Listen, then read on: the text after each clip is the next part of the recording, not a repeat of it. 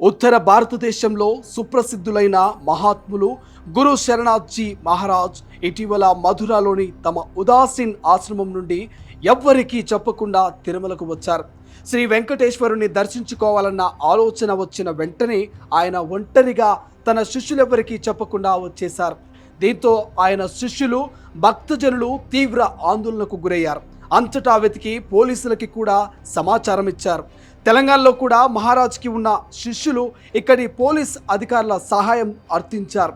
అందరి ప్రయత్నం ఫలించింది. మహారాజ్జీ కాళహస్తిలో ఉన్నట్లుగా సమాచారం రావడంతో ఆయన శిష్యులు నిన్నటి ఉదయం కాళహస్తికి చేరుకొని తమ గురువుని కలుసుకున్నారు. శ్రీవారిని దర్శనం చేసుకుని తలనీలాలు సమర్పించాలని ఆలోచన వచ్చిన వెంటనే గురువుగారు ఇక్కడికి వచ్చారని, శ్రీవారి దర్శనం అనంతరం కాళహస్తి క్షేత్రానికి చేరుకొని మహాశివుడి దర్శనం చేసుకున్నారని వారు తెలిపారు. ఇక యూపీ ముఖ్యమంత్రి యోగి, కేంద్ర మంత్రి అమిత్ షా తదితర రాజకీయ ప్రముఖులు కూడా అప్పుడప్పుడు మహారాజుని దర్శించుకుంటారు. ఇక మహారాజు చేసిన ఈ చిన్న మాయకి అక్కడ శిష్యులు భక్తజనులంతా ఒక్కసారిగా ఆందోళనకు గురయ్యారు. స్వామిని చూడాలనిపించి వచ్చేశానంటూ గురూజీ మహారాజు చెప్పిన మాటలకి ఆశ్చర్యపోయారు భక్తజనులు. అసలైన తొలి వెలుగు.